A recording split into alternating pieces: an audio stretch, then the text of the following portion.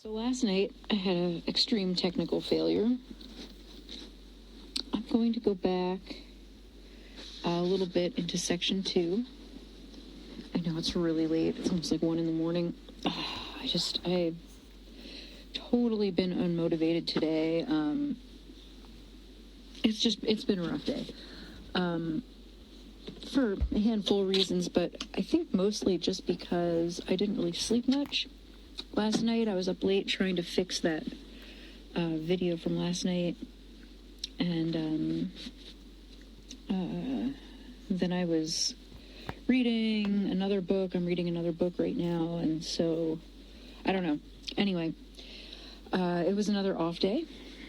I got 1 or 2 paintings started. I didn't finish anything, but I figured I'd go back a little bit and read the section of this that I didn't manage to get up onto YouTube from yesterday's bedtime story.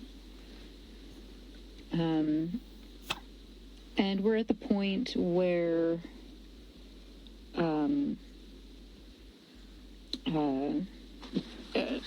Rambert, the journalist, has been trying to escape the town and failing again and again. The smugglers who are supposed to be taking him out of the town are not living up to their promises. And the doctor and Taru know about this and are kind of keeping up to date with him on what's going on. So he's been stood up once, and he's got to wait 2 days. Let me see if I can find it.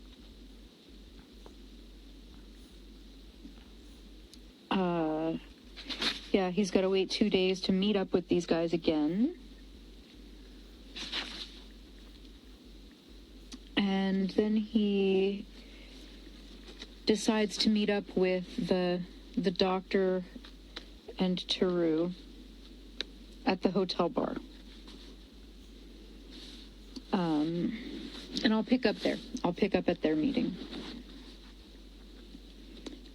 At 11 o'clock that night, Dr. Ryu and Taru entered the small, narrow bar of the hotel.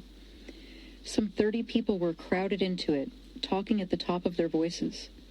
Coming from the silence of the plague-bound town, the 2 newcomers were startled by the sudden burst of noise and halted in the doorway. They understood the reason for it when they saw that liquor was still to be had here. Rambert, who was perched on a stool at the corner of the bar, beckoned to them. With complete coolness, he elbowed away a noisy customer beside him to make room for his friends. "You have no objection to a spot of something strong?" "No," Taru replied. "Quite the contrary." Ryu sniffed the pungency of bitter herbs in the drink that Rambert handed him.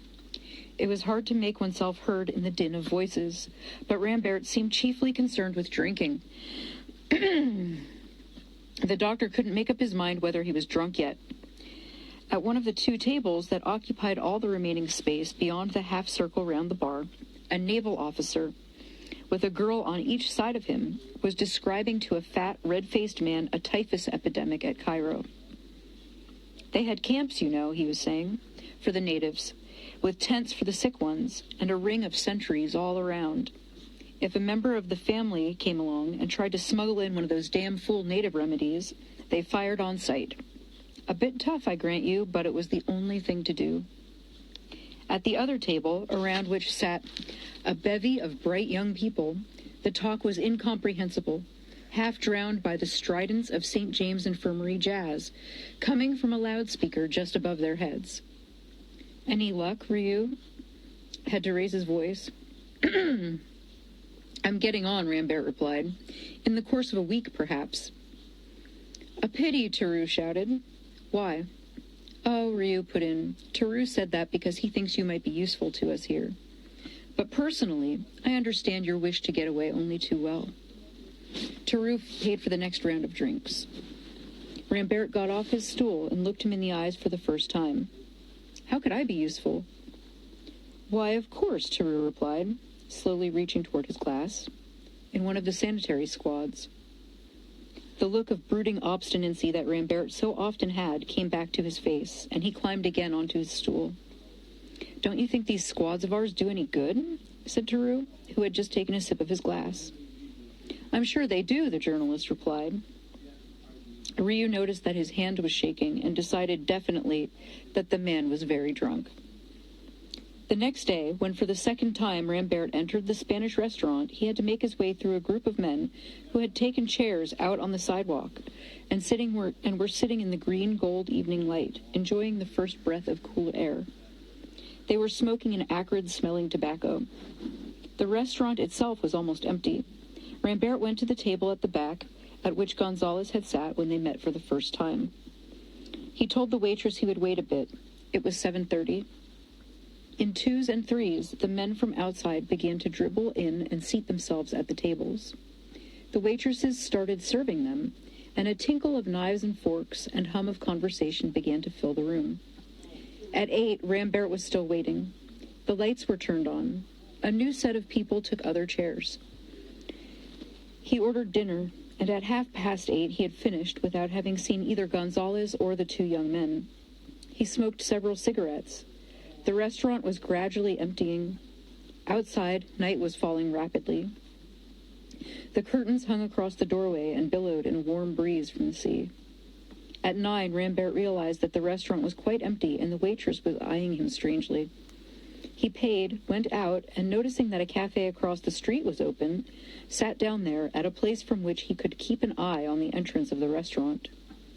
At 9:30, he walked slowly back to his hotel, racking his brains for some method of tracking down Gonzalez, whose address he did not know, and bitterly discouraged by the not unlikely prospect of having to start the whole tiresome business all over again. It was at this moment, as he walked in the dark streets along which ambulances were speeding, that it suddenly struck him, as he informed Dr. Ryu later, that all this time he'd practically forgotten the woman he loved. So absorbed had he been in trying to find a rift in the walls that cut him off from her. At this same moment, now that once more all way of escape was sealed against him, he felt his longing for her surge up again, with a violence so intense that he started running to his hotel, as if to escape the burning pain that nonetheless pervaded him, racing like wildfire in his blood. Very early the next day, however, he called on Ryu to ask him where he could find Cottard.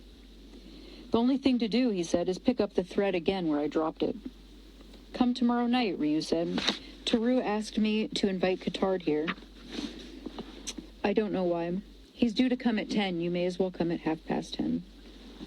When Cottard visited the doctor the next day, Theroux and Ryu were discussing the case of one of Dr. Ryu's patients, who against all expectations had recovered. "It was 10-1 against," Theroux commented. "He was in very good luck." "Oh, come now," Cottard said. "It can't have been plague, that's all." They assured him there was no doubt it was a case of the plague. "That's impossible. He recovered. You know as well as I do that once you have the plague, your number's up." "True enough as a general rule," Ryu replied. "But if you refuse to be beaten, you have some pleasant surprises." Cottard laughed. "Precious few anyhow. You saw the number of deaths this evening?" Theroux, who was gazing amiably at Cottard, said he knew the latest figures, and that the position was extremely serious. But what did it prove? Only that the still more stringent measures should be applied. "How? You can't make it any more stringent than it is." "No, but every person in the town must apply them to himself." Cottard stared at him in a puzzled way, and Theroux went on to say that there were far too many people slacking, and this plague was everybody's business, and everybody should do his duty. For instance, any able-bodied man was welcome in the sanitary squads. "That's an idea," said Cottard, "but it won't get you anywhere. The plague has the whip hand of you, and there's nothing to be done about it." "We shall know whether that is so," Theroux's voice was carefully controlled, "only when we've tried everything." Meanwhile, Ryu had been sitting at his desk, copying out reports. Theroux was still gazing at the little businessman, who was stirring uneasily in his chair. "Look here, Cottard, why don't you join us?" Picking up his derby hat, Cottard rose from his chair with an offended expression. "It's not my job," he said. Then, with an air of bravado, he added, What's more, the plague suits me quite well, and I see no reason why I should bother about trying to stop it. As if an idea had just waylaid him, Taru struck his forehead. Of course, I was forgetting. If it wasn't for that, you'd be arrested. Cotard started and gripped the back of his chair as if he were about to fall. Dr. Ryu had stopped writing and was observing him with grave interest. Who told you that? Cotard almost screamed. Why, you yourself, Taru said. At least that's what the doctor and I have gathered from the way you speak to everyone. Losing control of himself, Cotard let out a volley of oaths. Don't get excited, Taru said quietly. Neither I nor the doctor would dream of reporting you to the police. What you may have done is no business of ours. And anyway, we've never had much use for the police. Come on now, sit down again. Cotard looked at the chair and then lowered himself into it. He heaved a deep sigh. It's something that happened ages ago, he began. Somehow they've dug it up. I thought it had all been forgotten, but somebody started talking, damn him. They sent for me and told me not to budge until the inquiry was finished, and I felt pretty sure they'd end up arresting me. Was it anything serious, Taru asked. Oh, that depends what you mean by serious. It wasn't murder, anyhow. Prison or transportation with hard labor? Cotard looked abject. Well, prison if I'm lucky. After a moment, he grew excited again. It was all a mistake. Everybody makes mistakes, and I can't bear the idea of being pulled in for that, torn from my home and habits and everyone I know. And is that the reason, Taru asked, why you had the bright idea of hanging yourself? Yes. It was a damn fool thing to do, I admit it. For the first time, Dr. Ryu spoke. He told Cotard that he quite understood his anxiety, but perhaps everything would come right in the end. Oh, for the moment, I've nothing to fear. Hey! I can see, Taru said, that you're not going to join in our effort. Twiddling his hat uneasily, Cotard gazed at Taru with shifty eyes. I hope you don't have a grudge. Certainly not, but, Taru smiled, do try at least not to infect people deliberately. Cotard protested that he didn't want the plague. It was pure chance that it had broken out, and he wasn't to blame if it happened to make things easier for him just now. Then he seemed to pluck up his courage again, and by the time Rambert entered, he was shouting almost aggressively. What's more, I'm pretty sure you wouldn't get anywhere. Rambert learned to his chagrin that Cotard didn't know where Gonzalez lived, and suggested they'd better pay another visit to the cafe. They made another appointment for the following day. When Dr. Ryu gave him to understand that he'd like to be kept posted, Rambert proposed that they should look him up one night at the end of the week. They could come as late as they liked and would be sure to find him in his room. The next morning, Cotard and Rambert went to the cafe and left a message for Garcia asking him to come that night, or, if this could not be managed, the next day. In vain they waited for him that evening, but the next day Garcia turned up. He listened in silence to what Rambert had to say, and then informed him he had no idea what happened, but knew that several districts had been isolated for 24 hours for house-to-house inspection. Possibly, Gonzalez and the two youngsters hadn't been able to get through the cordon. All he could do was put them in touch once more with Raoul. Naturally, this couldn't be done for 2 more days. I see, Rambert said. I have to start all over again from scratch. On the next day but one, Raoul, who Rambert met at a street corner, confirmed Garcia's surmise. The low-lying districts had been isolated and a cordon put up around them. The next thing was to get in contact with Gonzalez. And 2 days later, Rambert was lunching with the footballer. It's damn silly, Gonzalez said. Of course you should have arranged some way of seeing each other. Rambert heartily agreed. Tomorrow morning, Gonzalez continued, we'll look up the kids and try to get a move on. When they came the next day, however, the youngsters were out. A note was left fixing a meeting for the following day at noon, outside the high school. When Rambert came back to the hotel, Taru was struck by the look on his face. Not feeling well, he asked. It's having to start all over again that's got me down. And then he added, you'll come tonight, won't you? When the two friends came to Rambert's room that night, they found him lying on the bed. He got up at once and filled some glasses. Before lifting it to his lips, Dr. Ryu asked him if he was making progress. The journalist replied that he'd started all over again and had gotten to the same point as before. In 2 days, He was to have his last appointment. Then he took a sip of his drink and said gloomily, "Needless to say, they won't turn up." "Oh, come on, that doesn't follow. Just because they let you down last time?" "So you haven't understood yet," Rambert shrugged his shoulders. "Understood what?" "The plague." "Ha ha," Ryu exclaimed. "No, you haven't understood what it means. It means exactly that. The same thing, over and over and over again. Repetition." He went to the corner of the room and started a small phonograph.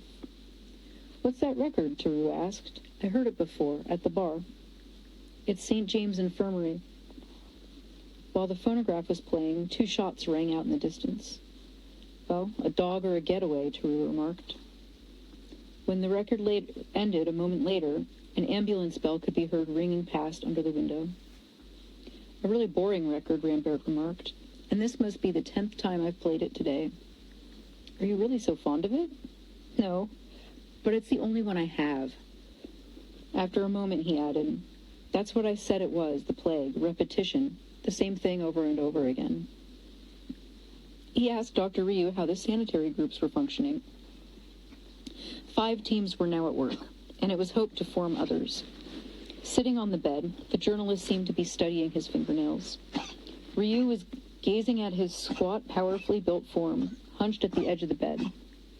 Suddenly he realized that Rambert was returning his gaze.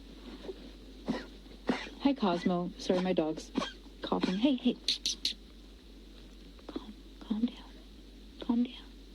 Lay down."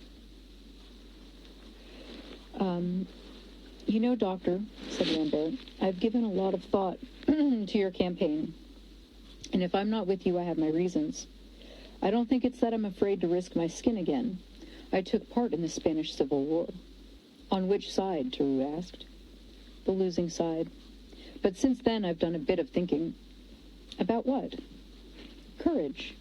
I know now that man is capable of great deeds, but if he isn't capable of great emotions, he leaves me cold." "One has the idea that man is capable of anything," Teru remarked. "I don't agree. He's incapable of suffering for a long time or being happy for a long time, which means that he's incapable of anything worthwhile." He looked at the 2 men in turn and then said, "Tell me, Teru, are you capable of dying for love?" "I couldn't say, but I hardly think so as I am now." "You see, but you're capable of dying for an idea. One can see that right away.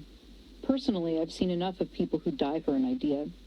I don't believe in heroism. I know it's easy, and I've learned it can be murderous. What interests me is living and dying for love." Ryu had been watching the journalist with attention. He said quietly, "Keeping people alive isn't an idea, Rambert." Rambert sprang off the bed, his face ablaze with passion. "Life is an idea, and a precious small idea once you turn your back on love. And that's my point. We, mankind, have lost the capacity to love. We must face this fact, Doctor. Let's wait to acquire that capacity, or really, if it's beyond us, wait for deliverance that will come to each of us anyway, without playing the hero.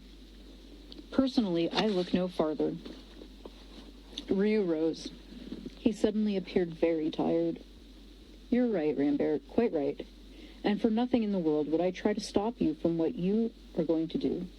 It seems to me absolutely right and proper. There's one thing I must tell you.